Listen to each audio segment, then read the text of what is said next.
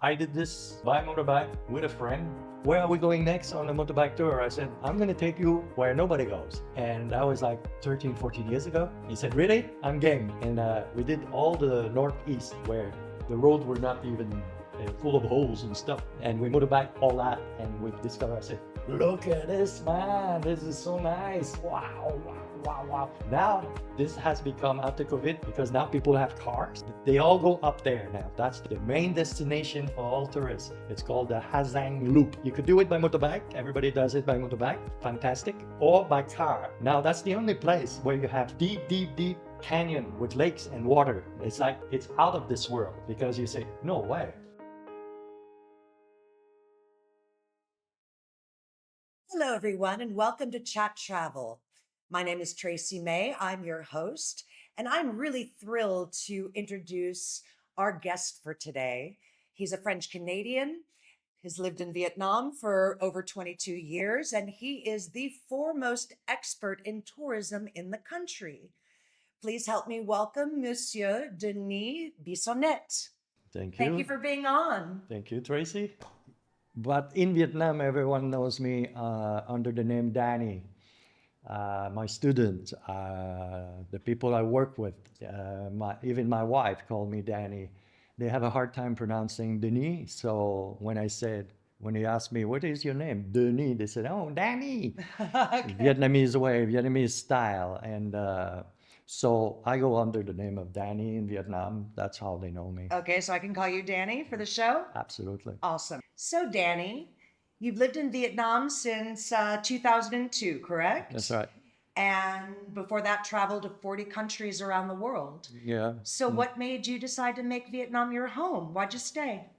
Well, actually, it's very interesting because I was not supposed to come to Vietnam. It was not in my plan at all.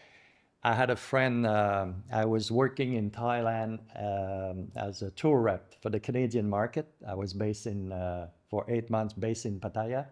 And I was in charge on the Dusit Resort Hotel. And I was in charge of all the tourists coming from Canada.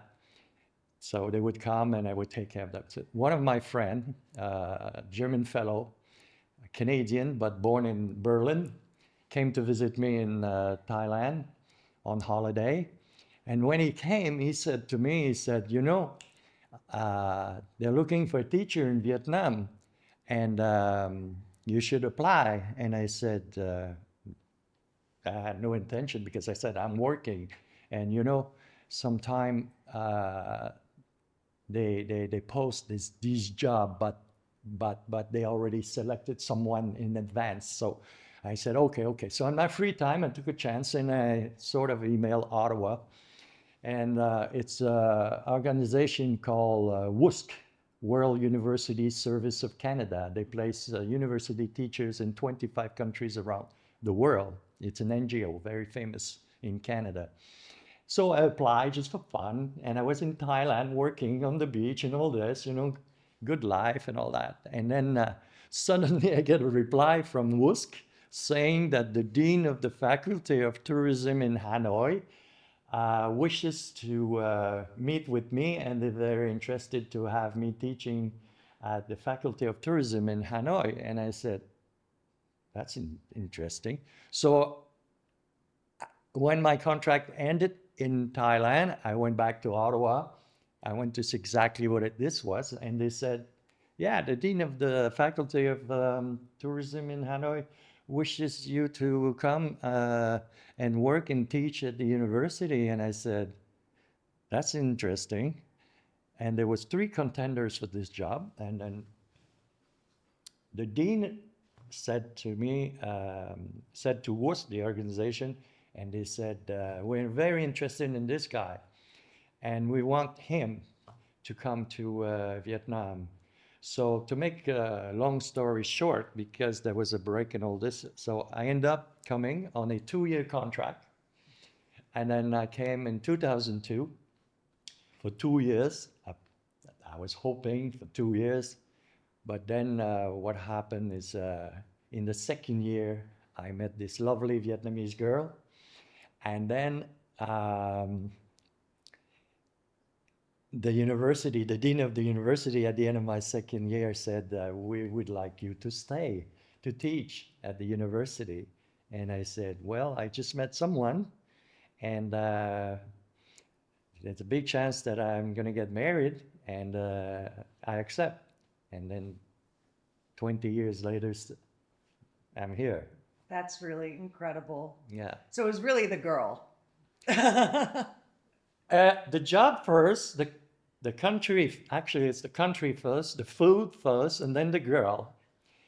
But I got really, really busy in my second year because I opened a pub in 2003, a travel agency, two NGOs, and got married. Wow. All this in 2003. And everyone who said, you're a foreigner in 2002, you're not going to open a pub, that's impossible, it's difficult, foreigner, all this, all that. I said, watch me. And then I met a big circle of friends, and then one of my new friend, he said, I have a building in the old quarter in Hanoi, and I don't know what to do with it, but if you want, you could have it. And then I went to see another guy, Jimmy Pham, who is the founder of Koto, No One Teach One. He takes care of street kids in Hanoi, train them, and they get really good job at those, like Sofitel Plaza in the restaurant business and all that. I've heard of him. Yeah, and Jimmy said, okay, you have a location, let's have a pub. So we met, and then we became business partner. Jimmy, Mr. Hien, the owner of the building on Hang Bay in the old quarter, and I. So I opened a pub with Jimmy. I opened I Love Vietnam Travel with Mr. Hien upstairs. And then I founded the Youth Hostel Association of Vietnam, Hosteling International. And then another NGO called Vision Vietnam, which is get some prescription glasses from Canada delivered to me in Vietnam, and then we deliver all of them in different ethnic minority villages. That's incredible. All this in 2003 and 2004. Let's talk about that for a minute. So I can only imagine, I've been here for 5 years now, and just in that time, I got COVIDed, I got stuck here, and I basically never left. It wasn't a guy, it wasn't a girl, it was a pandemic, actually. And the landscape and the development of Vietnam since I have lived here has been extraordinary. I cannot even imagine what it was like in 2002. Well, So I'll I'd tell love to you. know, what have you seen in the development of this In country? 2002, in Hanoi, it was a Wild West. It was crazy because there was only motorbikes, bicycle, cyclo, a few taxis, but they were called taxi mafia because they were not really, they didn't have a license, and they overcharged people when they were pick them up at the airport. So, and there was no city light, not a red light, not a green light, no, nothing. So people were just driving everywhere. Nobody wore helmets. Everyone was driving really fast anywhere and all this. There was a lot of bars, a lot of pubs, and it was interesting when I arrived in 2002. It was like you could do anything you want, and not even policemen on the street. There was no traffic, no traffic light, no policemen, nothing. Wow. Yeah, no cars. There was no cars, just a few cars, like all motorbikes, and not new motorbike, old one, like 10. In 2002, it's just they officially opened Vietnam in 1997. So I arrived 5 years later. So it's very new. There was no travel agency, actually, just a few called Sin Cafe, and they were, you know, they didn't know how to take care of tourists, and anyway, so for 20 years, that's what I've been doing at the Faculty of Tourism, training tour guides. I was a management lecturer, tourism lecturer for 20 years. So basically, all my for the last 20 years, I think I taught about over 25,000 students Jeez. in Hanoi. So most of the students now works in restaurant, hotel, tour guide, big companies. Of course, they know me because I was the only foreign teacher um, who taught at the Faculty of Tourism, the only one. And I was teaching in English. Also, I taught French class private on the side as well, plus the pub, plus the travel agency, the two NGOs, and getting married. Wearing a lot And of hats. yeah, but a lot of people, what they don't know, or actually a lot of people know the story in Vietnam, is that when I met my wife, it was she was there was a big club, one of the biggest club in Vietnam was in Hanoi, the New Century Club, and a lot of people of certain age, I'm sure in Vietnam they know because they've been there. There was like over 800 people every night, 7 nights a week, 1,000, 3 floor, and my wife was the uh, manager at the VIP lounge on the third floor, and that's how I met her. I was introduced to her by two of my two brothers' friends, Vietnamese, and they were Vietnamese who could speak French because they grew up in France, and they came back to Vietnam. They're called Viet Kieu people, and then they introduced me to Vanang, and at the bar, and I said, "Wow, she's nice, she's hot, whatever," and but the funny part is that I say hello to her, and she didn't answer me, and I said, "How are you?" She didn't answer me because she couldn't understand English at all, not a word, and um, and I said, "Wow, I really like her, but now I have a problem. How can I go on a date with her or ask?"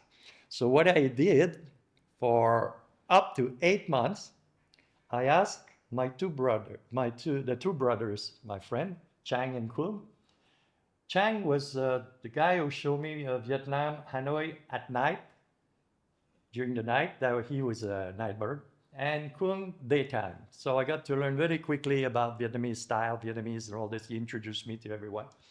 So one of the two were sometime available, and I asked them. I said, "Hey, I want to go to the New Century. I want to meet this girl named Vanang. Can you come with me?" So they never refused because I paid. So every time I went to the restaurant or dated with her, she never came along because a Vietnamese girl never go to a date alone. She brings a friend or another friend, and then sometimes they three. So there's me, often the two brothers, so the six of us, and who paid all the time was me because that's what I want. So anyway, we dated like that without speaking for up to 8 months. Wow. Yeah, on and off, on and off. I would go to the bar, and then sometime. So one night, uh, Kun, one of the brothers, was supposed to come to the pub, but he didn't show up. So I'm face to face with Vanang, and we cannot communicate. And it was before her shift, so we had time to say we look at each other and all this. So then those yellow tag that you put on the computer. So I brought a pad. I started writing words, very basic words, in English. And to my surprise, he went under the cashier, and she got a dictionary. She was prepared, English, Vietnamese. I went to the bar, and I was supposed to meet one of the two brothers, but it didn't show up.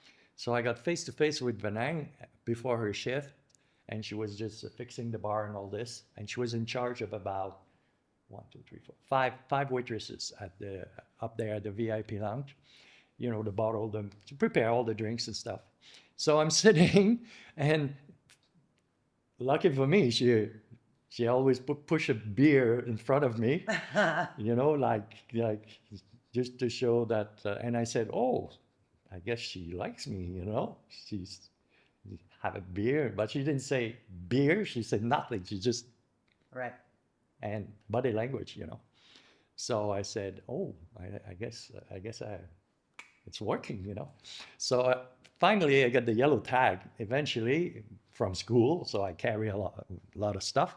And I decided, I had an idea, and I wrote on the tags many, one tag at a time. But she had it. And I wrote, you know, do you have a sister? Do you have brothers? Where do you live? And all the basic stuff, you know. And I didn't ask her if she was married because the brothers told me that she was single. So I knew that already. But all the stuff that I want, and what do you like? Do you like sport and whatever? And she took a dictionary under the cashier and all this, and then she started. And basic word, very basic, like 4 words. But by the time she translated each word, it would take 15, 20 minutes. Oh, poor thing. And then she pushed me another beer. So every time I went, the, so a weekend later or 2 weeks later, I come up with more. So I was teaching every day. So on weekends, I would go back, and sometimes I'm with my friends, sometimes without them, and then I would write all this and all that. So it went like this. So, and when I'm telling you right now, it's been covered on TV, it's been covered in newspaper, the story, because they thought that it was really interesting that a foreigner will go and never give up for 6 to 8 months, you know, doing something like this. She was the one. Of course you were Yeah. not going to give up. You knew that. Yeah, she was the one. So She was the one. Yeah. So I kept doing this, and then one day, and I told my student in classes because they know this story, and one day I said I'm going to go a little bit further for a joke. So, do you want to marry me on a yellow tag? Okay.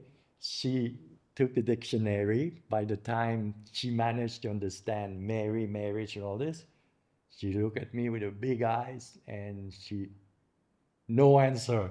And then she kept working. Then I said, okay, no answer. So I left. Came the weekend, the following weekend, I wrote it again. I wrote it 4 times. No answer, no answer. The third time, just a smile.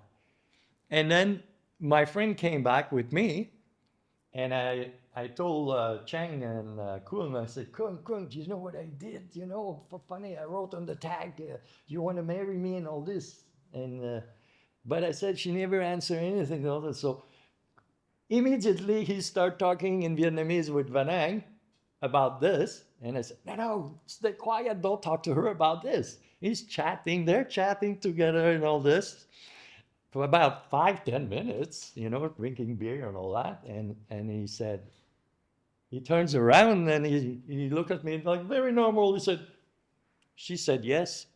I said, what? She said, she'll marry you. I said, you're kidding. No. She said, she didn't know how to answer that question. No, she just said, absolutely. Oh, that is so cute. Yeah. So it took about 4 months in the summer. And then, you know, the stamp, the official stamp, you show up, you pay money and all this and all that. And I did it because in the summer I was not teaching, so we had enough time to do it. So I went through it and I said, my God, I'm getting married in Vietnam. This is so cool. And then August, I think it was August 8th.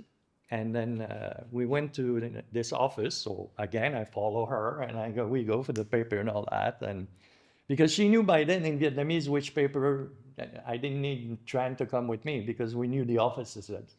And, you know, you do a copy, you have a mistake, you have to go back and all this. So I just follow. And then August 8th, 4 p.m., we come out of this office and we're standing on the sidewalk in Hanoi on the street. And she looked at me with the paper and she said, okay, that's it. Okay. And I'm looking at her. Okay, what? Okay. Okay, what? She said, okay. Okay. I said, we are married? Uh-huh. Officially. That was it. Okay. And Oh. I'm standing in the middle of the street, 4 p.m. Cars are going like this, and she just said, "Okay." I said, "Wow, this is very, very cool." So I said, "Okay, okay." And then I'm thinking, honeymoon. Now I have to plan the honeymoon with a wife who doesn't understand one word of English and I don't speak Vietnamese.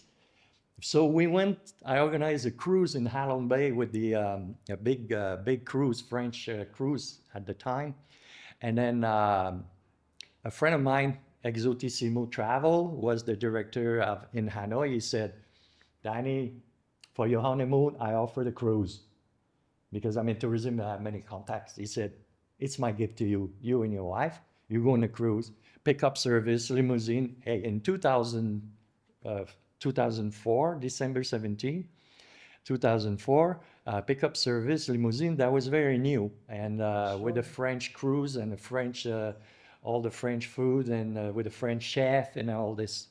And then it was called the Emerald Classic Halong Bay Tour. Um, and so we went on the honeymoon, not a word. So just looking face to face and body language, and me and my wife, honeymoon photo and all this. So it was amazing. Had you kissed her yet? Of course, Okay, just making sure. All right. sure. But then I'm thinking, wow.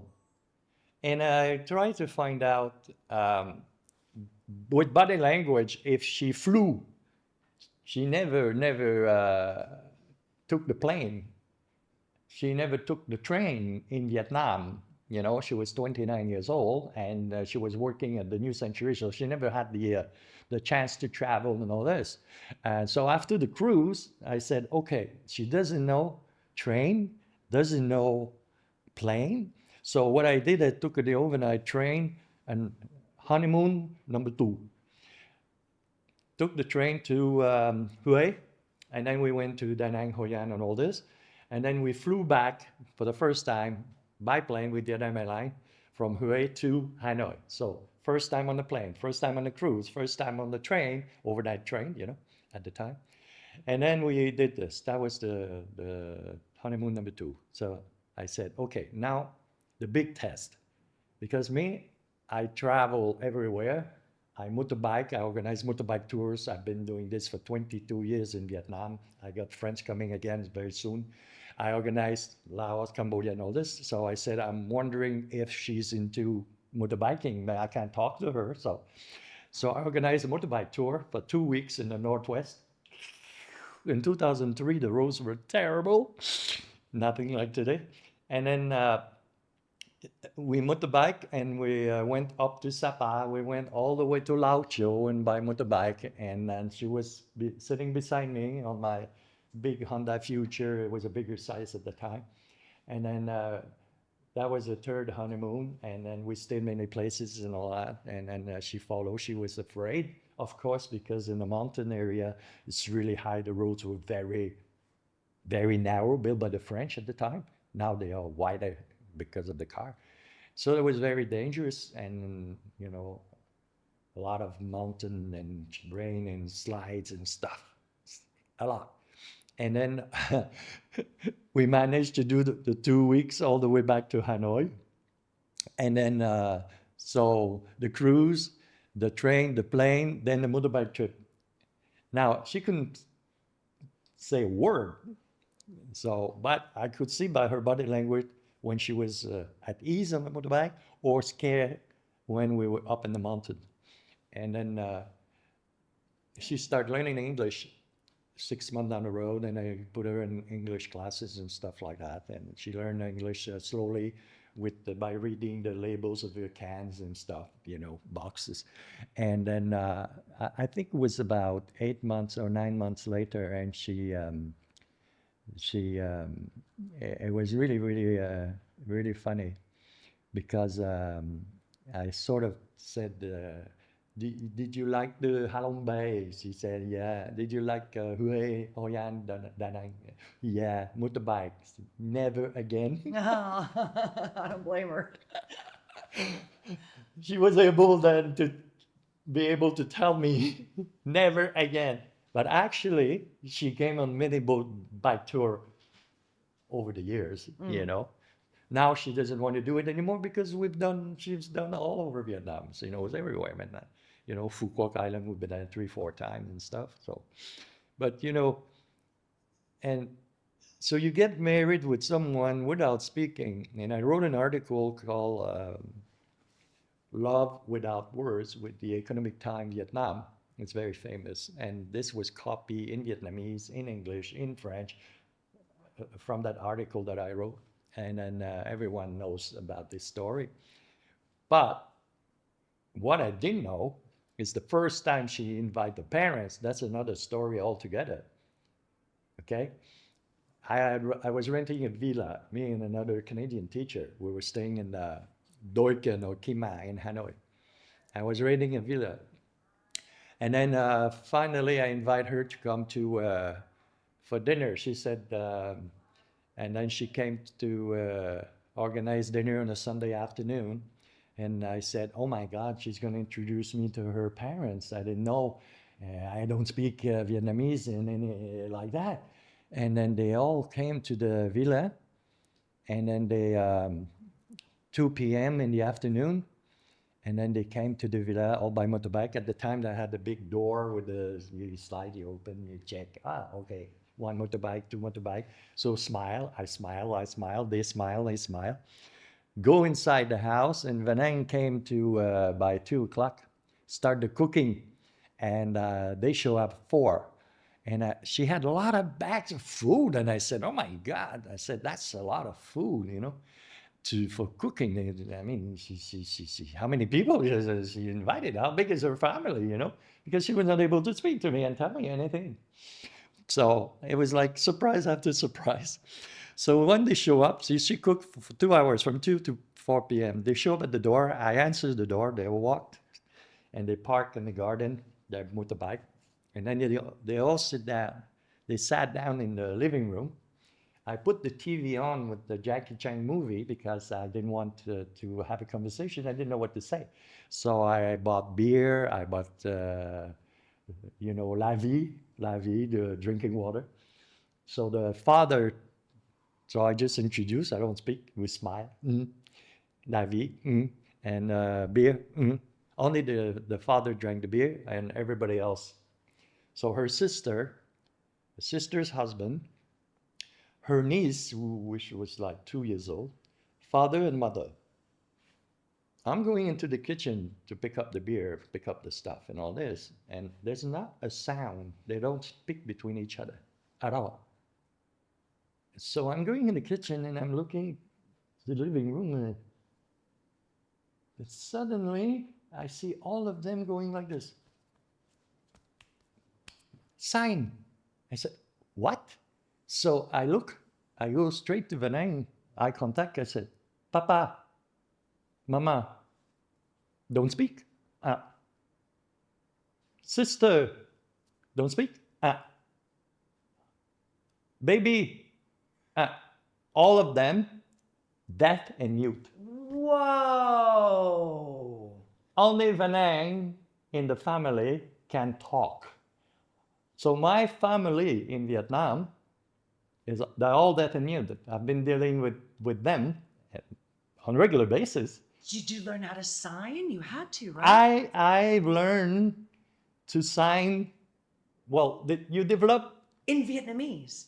Yeah, you develop a Whoa. style. You develop a style because it's Vietnamese is very different than other. Sure. So there's 3 type of language, but the sign language, there's 3 of them in Vietnam, but the one they use the most is from Hanoi. So over the years, me and her family, we communicated like this. We sort of developed our own language between each other in communication.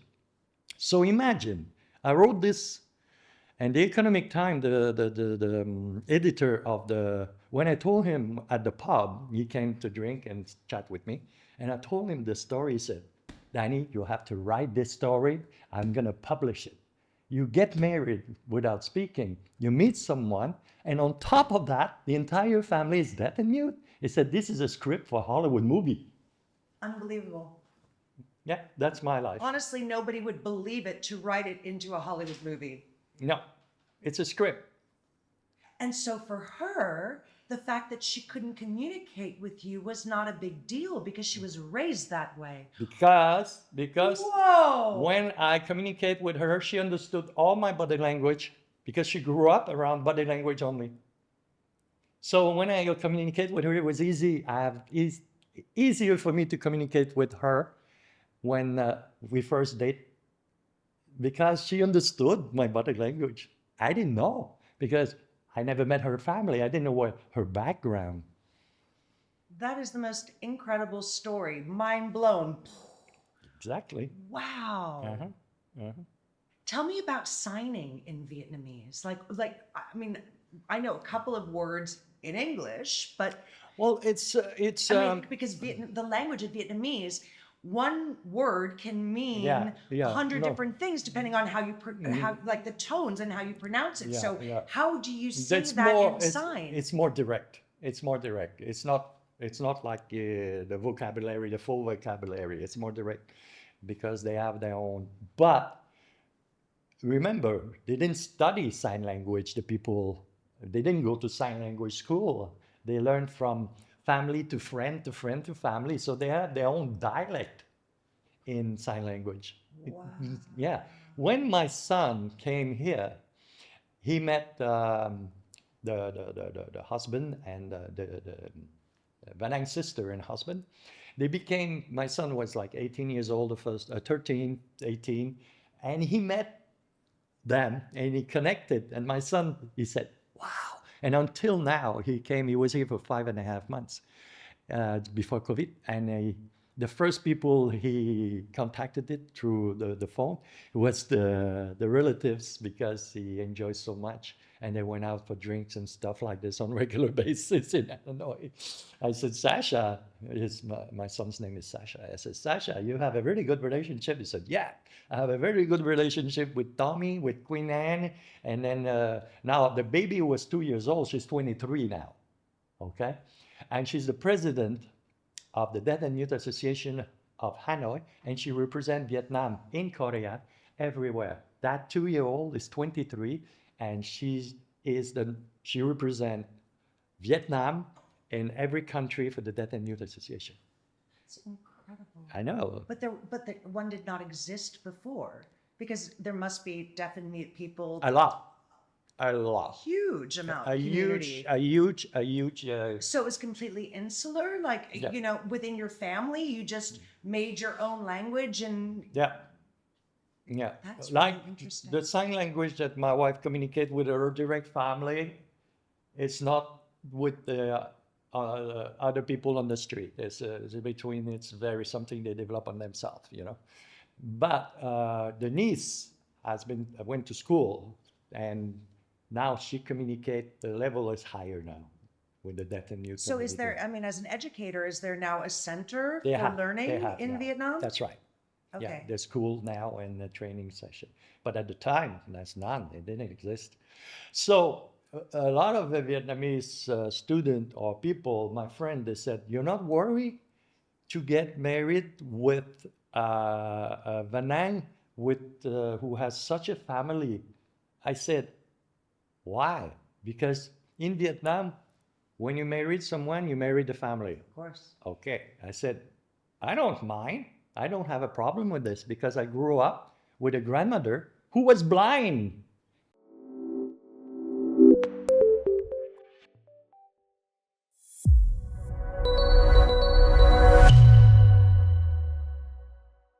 I said, my grandmother was blind, and she raised 5 kids, my grandmother. And I grew up with a blind grandmother. And I said, to be blind, it's much worse than to be deaf and mute, So I said, I have no problem with this. I know what it is. So I said, deaf and mute is okay, no problem. And of course, they said, well, you're going to have to, it might cost you. I said, I don't mind. My wife, I love my wife. I know where she's from. I knew what kind of deal I was getting involved into. And we just celebrated 20 years, December 17, 20 years married. My sister's birthday, Yeah. December 17th. My little sister's birthday.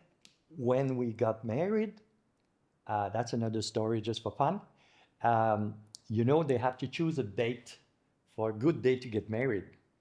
And because I asked my friend Kun Chang all this, I said I don't know anything about marriage. He said wait, she has to check which month and which day. And when I asked through my friend what month to get married, I agreed December. I said December, November or December. And then she found out that my birthday was December 17, and there was 4 days in December to get married. The 5th, whatever, and the 17th was a good day. So my wife picked. So I got married on my birthday. And my sister's birthday. That's incredible. Got married on my birthday. So let's go back to that because from your story, and this talk is supposed to be about tourism. We'll get to that because this is so fascinating to me. That's intercultural communication, tourism. You cannot have deeper than that. No, unbelievable. So you said like, okay. She said, okay, paperwork done. We're married. Mm-hmm. I actually just in December produced. I'm an event producer as well, and I produced a Vietnamese British hybrid wedding in Dong Nai. Mm. And I know from learning about it that the Vietnamese, the wedding with the family, you said that you don't just marry the bride, you marry the family, is a really big deal. Did you guys have an actual wedding, or was it just okay? 446 guests. Wow, joy, oi. Mm-hmm. And I didn't know about it because the family organized when I had at the pub. They came to interview me. And that's another story right there. I don't know, I could go on. There's so many stories. They came at the pub because, just to let you know, there was 5 men who came to interview me. They're all brothers and relatives. But I didn't know until a little bit later again at the pub that I find out that the grandfather of my wife was a doctor, very famous doctor still. His name is, and Chinese medicine, okay? And he was way up there. Downtown, they still have the four-way strip is the oldest and real estate, the most expensive. Mm. The family still live there, my wife and they, the grandfather had 4 wives, 23 baby. So I didn't know about that either. That's something that I find out later, just when I start preparing for the wedding. I met. Then because what you do is we did the original cyclo thing, 7 cyclo, cross the city, go to the family and go up. And then I find out and there was only one, the youngest uncle, Zoom, who could speak English to explain to me. And he introduced me. I go into the house and I see a picture on the wall and 1 man and 4 pictures of women.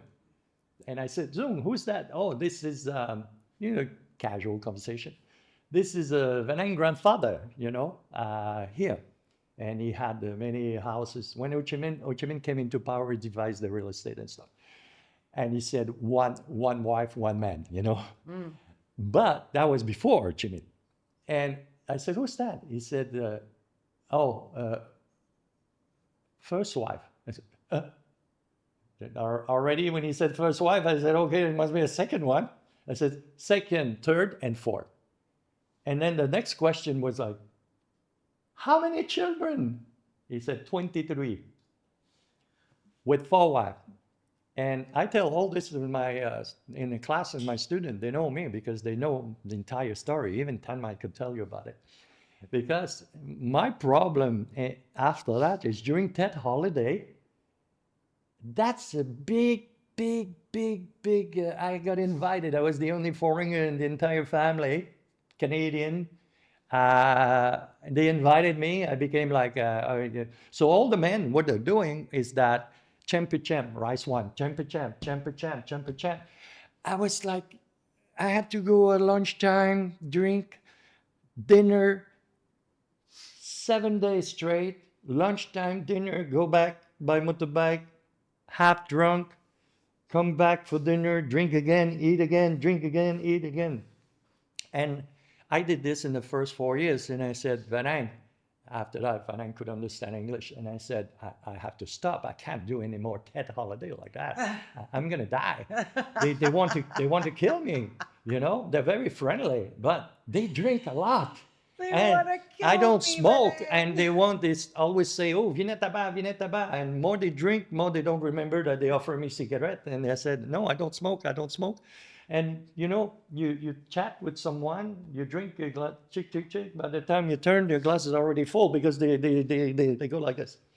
And it's been going like this for 12 years. And at one point, I said to Vanessa, I said, enough.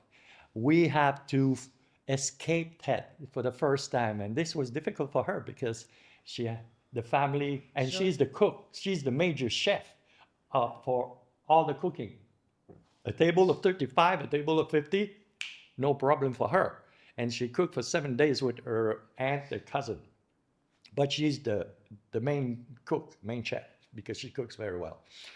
And I said, okay, I have to kidnap her because I cannot do another 10 days of TED because I'm not going to make it. And I told her, I had a chat with her. I said, you know what? Forget about TED. We're going to spend the entire TED holiday on Phu Quoc Island. Buy a ticket, we fly on the beach. And then there was a lot of pressure from the family because when she said that she was going, what are they going to do? They lost their chef, you know, or the cooking. I said, no, you need a break. Yeah? He's been doing this for 12 years. That's enough. And we're going to Phu Quoc. Once we did the Phu Quoc Island for 10 days, and then she was relaxing and all this, and the sun on the beach, big smile, no stress, because that's stressful to Ted Holiday is stressful. Sure. Yeah. 2 weeks before and during that holiday. So it's like 3 weeks non-stress, stress. They go crazy, you know, you have to live through that. And so we did this. And then the following year, I said, Vanang, Foucault? She said, yeah. So I wanted to break the pattern and we did it. We did. So now they have no expectation because they don't know. Okay. And they don't know. Well, now she had to, I was in Canada for 6 months during that holiday. So she had to, Be with the family. I was there. She was there with the family. Fine. But then after Phu Quoc, then there was other destination. We did another time. I did Chiang Mai, Chiang Rai, Thailand, Cambodia, Angkor Wat, Koh Chang, everywhere where there's beaches and art and stuff and beautiful to show her around during that holiday. So I think now they know they cannot expect us every year to because when I came back from Canada, they said, "Oh, is Danny will be here for the next holiday?" Because they didn't know. But I said, "Yeah, you'll be here this time." So they, Let's get into a little bit with talking about travel, right? yeah, So, two questions. What in all of the travel that you've done in this country over the last 22 years? yeah, everywhere. Everywhere. By First boat. question, what is your favorite place that you have been and why? Second question, what is the most remote and unknown place that our audience should visit but may never have heard of or never read about on TripAdvisor? Well, I know many places like that. Many places, many. But there's one, I was talking to Tenmai about this place yesterday. Uh, There's one place in Lao Chau in the northwest. About You'd have to drive 30 kilometers straight up. You reach the top, and it's called the village. It's a very complicated word. You don't need to know, but it's Flower Mound. And I said that when I went up there with my friends, because I'm also in the coffee business, I forgot to mention that. Honky Cafe, my friends from, they have plantation in Dien Bien Phu and Tuan Zao. And anyway, I went with them. We went all the way up to Lao Chau to visit the brother-in-law who has a farm of 3,000 pigs. Yeah. And he has also construction. He does all the roads for the city of Lao Chau and around. So pavement, he got backhoe, he's got a full equipment. So the family is well off. They have three cafe, one in Hanoi, three restaurant, one, even a gas station. So we go up. They said, we're going to show you a place that nobody goes. And I said, and I do a lot of camera shooting, so travel a lot. So I go up. I said, sure, I'm always keen to see something new. And go all the way up. We go to this village, 30 kilometers, like zigzag, zigzag, zigzag, zigzag, go stop, like in the clouds. And then we're walking around, and then we meet the people, and there's one little girl. Uh, she has a long name, but she goes under the name of Regina. And she said, call me Regina. And she's like 21 years old. And she could speak English, the only one who could speak English in the village. And she was basically representing the village because she went to school, university in Hanoi. The village sent her and pay to go to university to be able to develop tourism in the village. So she studied tourism and all this. So she became our tour guide in the village and explained to us, everything. There's a beautiful waterfall. We went all the way to the waterfall, hiking in the forest. And then they all wear traditional costumes and stuff. And suddenly, we're walking, and I'm thinking of doing a film at this area. We're walking, and there's a big dome, like made of bamboo and rattan and all this. There's a lot of ladies sitting in a circle, maybe 35, 40 of them in circle. And it was a Sunday. And so I walk, and they were very quiet, and some of them turned to look at me.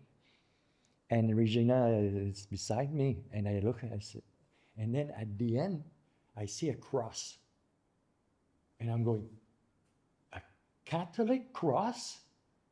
What is going on? She said, we are all Catholic in this village. In the middle of nowhere, at 2,500 meters high, 2,200, up in the mountain. And I'm thinking, wait a minute, that doesn't make any sense because they think minorities are not Catholic. And why this entire community? It's because apparently there was a Jesuit and all the priests who went up there and converted them, and they still follow Catholicism. So interesting. It's so strange, and nobody goes there. And tourism, I mean, even the people who motorbike from Sapa to Lao Chau, they just go stay in Lao Chau. They never think of going up to this village because there's no advertising for it. There's not even tours. So I spoke with Regina and I said, listen, Regina, I'm going to help you. I'm connected. And when I come back, she always say on Facebook, she's my friend, she always say, when are you coming back? When are you coming back? I said, when I come back, I'm going to come back with a crew. We're going to film your place because this is unusual. It's a beautiful site. And they all do handicraft. They do all their own clothes and everything. So you see, that's one of my place that I discovered a few But years there are back. many ethnic tribes A in lot. Vietnam. Many. I mean, I recently 54.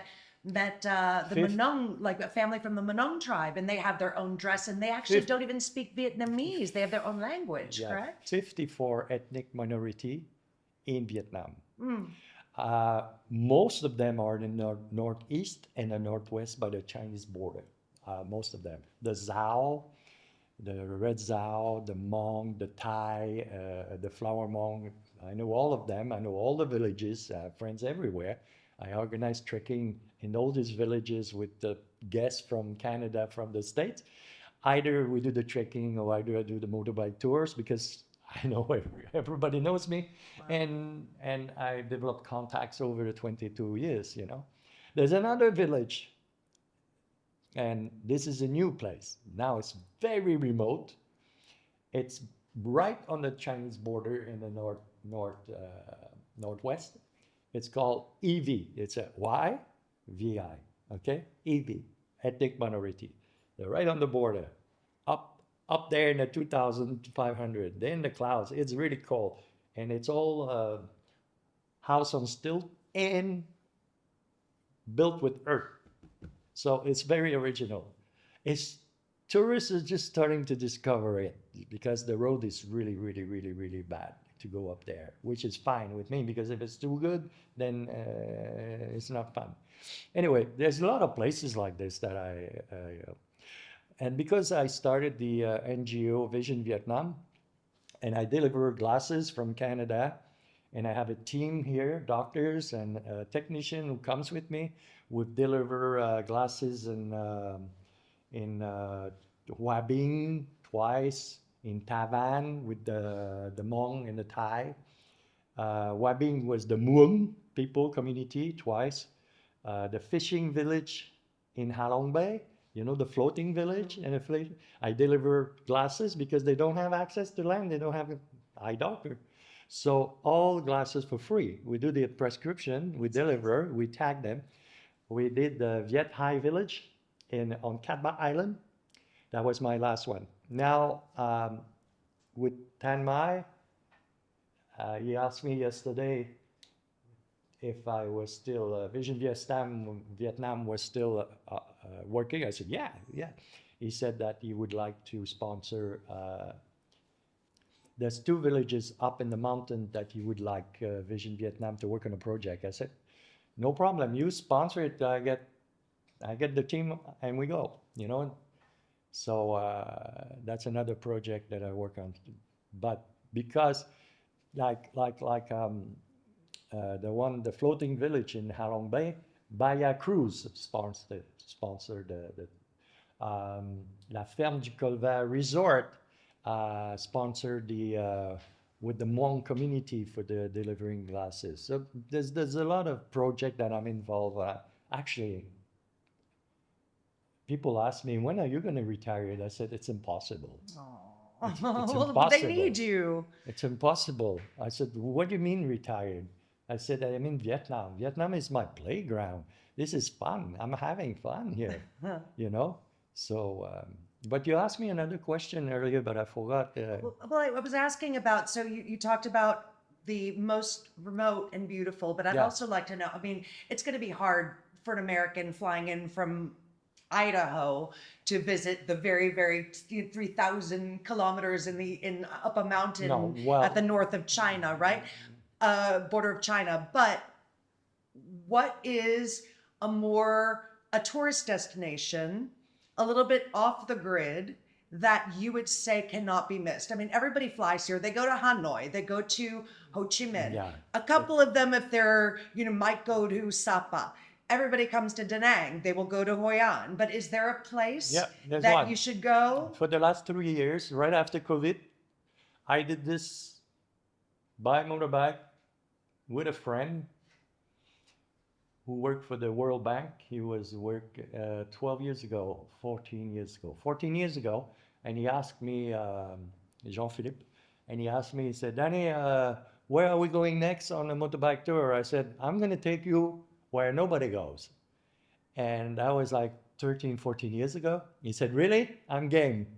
And we did all the northeast where the roads were not even, they were full of holes and stuff.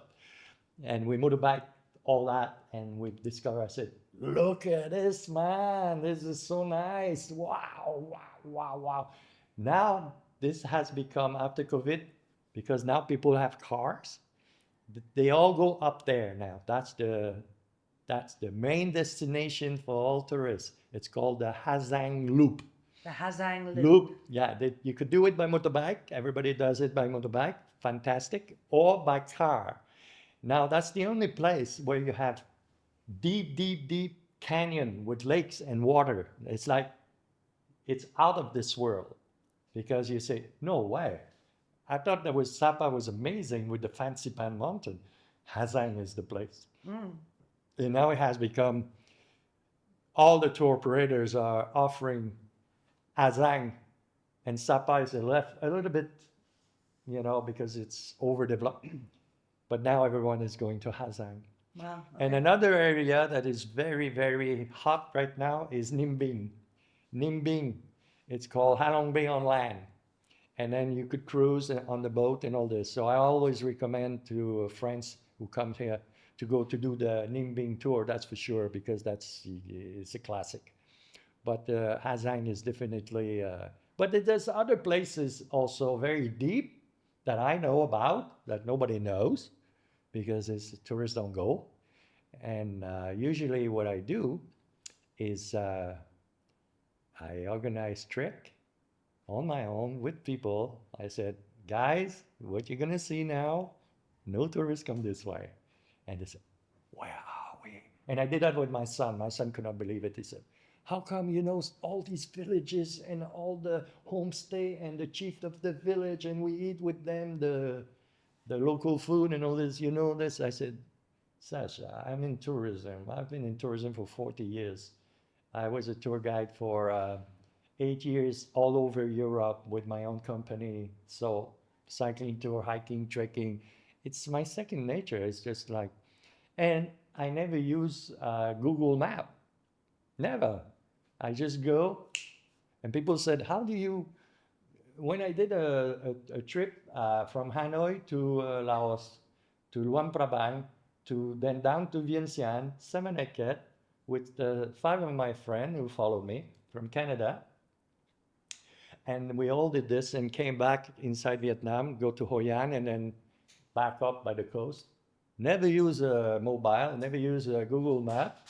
Gordon from Vancouver was beside me, always looking at the Google, saying, do you know where you're going, Danny? I said, stop looking at your mobile in Google because, and by the time he was all looking, we took off, so we're far, far away because we could. So you have like an internal GPS. You're Yes. like a built-in GPS. Yeah, because when I was guiding in Europe, cycling tour from Paris to Athens, 1 month, Amsterdam to Rome, that's a lot of cycling. I never used, at the time, there was no internet, no mobile, no this. I only used map once first to develop the product. And after, it was there. I didn't look at any map. I just knew, and I go with the light, the sun, the whatever, and the wind, and whatever. So never use it, you know? Interesting. Okay, we're almost out of time, but I definitely have one more question for you. Yeah. So obviously, COVID and the border lockdown had a detrimental, effect on tourism in Vietnam. And once the border opened, I mean, there was domestic tourism, of course, because, and I lived here during the time. So we were able to travel within Vietnam, but no one else from the outside could get in. No, actually, what happened is that all the foreigners who were teaching in Hanoi, once their visa ended, they could not. They had to leave the country immediately, and they didn't renew it. They said, "You finished, you go. You don't come back." During COVID, and it didn't take too long because they only had 3 months visa. You know those ones. Right. So they had 3 months, and so you were losing friends along the way, from friends from Australia, South Africa, whatever country, America would teach us, who were teaching English centers. But me, I stayed here because my wife is Vietnamese and I have a 3-year temporary visa. So Right. it's automatic every 3 years. So I stayed here. But I was at National Economic University, I was teaching online. So I was fine. But I could not leave the house. I could not, in Hanoi and Long Bien. Um, and I explained that yesterday to some people, they could not believe it. I said, I live in an alley, and at the end of each alley, there was security and guard, and I could not pass that. So I could go out from the building. And during COVID, actually, I was lucky for me. We stay in a villa with a big garden, so a lot of room. But on the street, it was locked. Locked, I could not. But Same in Saigon. my wife and I, she could. And she received a meal ticket. Tuesday, it was her turn to go to the market. Wednesday was a neighbor, another one. So because they didn't want to have everyone at the market, so I would, and because sometimes my wife she forget things. The ticket, I would hide the ticket to make sure that the Tuesday she would go to the market and say, "Hey, I got the ticket. You Yeah. have to go." Otherwise, one ticket a week. Oh, I know. I trust me. During Directive So 16, you I don't was want in to miss. Saigon. You don't want to miss that day. I had the ticket, but there were also a lot of, I remember a lot of like, I had Zalo numbers for like, oh, this guy's got lettuce and this guy's got milk and blah, blah, blah. And like it became that in Saigon. But really, the question is more about tourism in general. After the borders opened, Yeah.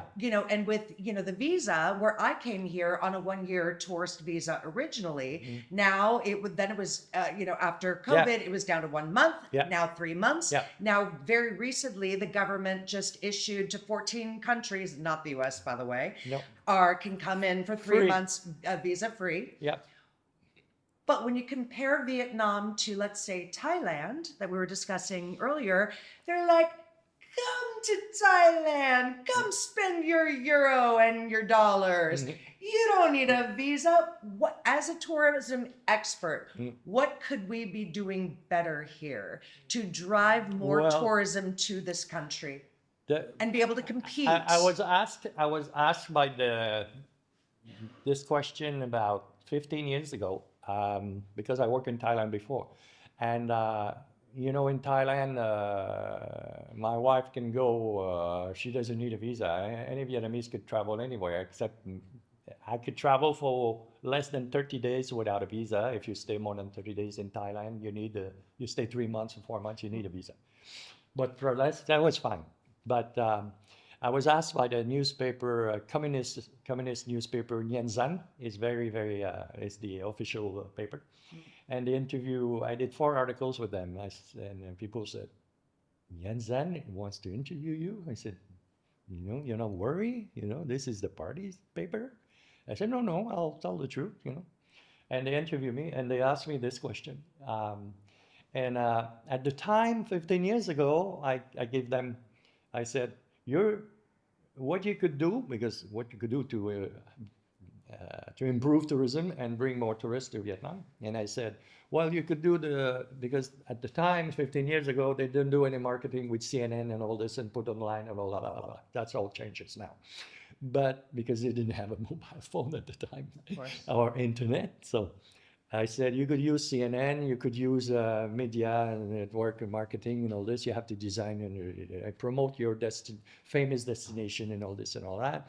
And you should reduce the cost of the visa for tourists to come here. At the time, it was 100, 120 US, and sometimes up to 200. If you were dealing with the fishy travel agency, it would, or I know some people who pay $250 for a visa. So then I start thinking over the years, and I saw why do they? So basically, they don't want to be like what's going on in Thailand. I work in Thailand. All sort of traffic exists there. Humans, animals, drugs, heroin. I mean, I work in Pattaya. Pattaya is scary. Phuket is scary. Those are the two destinations. The Lady Boy and name it, everything goes there, and that's what they don't want in Vietnam. So they want to make it protect and keep. So they want to. That's why a lot of people now are not going to Thailand. They come to Vietnam because they said Vietnam, the food is great, it's authentic, it's safe, and people are very friendly. Everyone is very proud, and it's true. When you go to Thailand, you don't know what's coming, and you don't know what's going to happen. You're always followed by girls or boys, whatever, if you're a tourist. Here, it doesn't happen. It might happen a little bit in Saigon, but in Hanoi, forget about it. You don't have the stress, and it's very safe. I tell a lot of tourists, relatives, and family. They said, "Is it safe for a girl to come to Vietnam?" I said, "Hey, you would come back from a restaurant at 1 a.m. or 2 a.m. in Hanoi around the One Kim Lake, and then people will stop if they drive by motorbike and will say, 'Can I help you? Are you lost?'" I know. I don't know any country, not even Canada, you know. I've traveled everywhere. This is the only country where I tell all my friends, I say, "No, don't worry. Nobody's gonna jump you or assault. It's not gonna happen. They're gonna try to help you, and even they have problems, they will smile at you. They have personal problem, they will smile at you. They're gonna help you. It's amazing." I agree.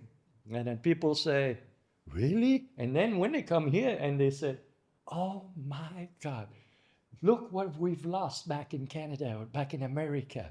They got it." When I teach at the university, when I walk in my class, all my students stand up and say, "Good morning, teacher." And I have to go like this, sit down. Uh, can you believe it? I can. And that's why I've chosen to spend the rest of my Twen- life here too. 23 years. And people said, "Are you coming back to Canada?" I said, "Why? I know, I say Why? the same thing. It's America, cold." why? People live in a bubble back home. They all live in the house, live in the car, and live in the office, and then that's it. There's nothing. There's no And interaction. we get to live in utopia. Yeah. And on that note, everyone, I want to thank you, Danny, so much for being on the show. I could listen to your stories for hours. Really incredible. Thank you, thank you, thank you. You're welcome. Thank you to everyone who's been watching. This is Chat Travel. I'm Tracy May. Have a great day. We'll see you next time.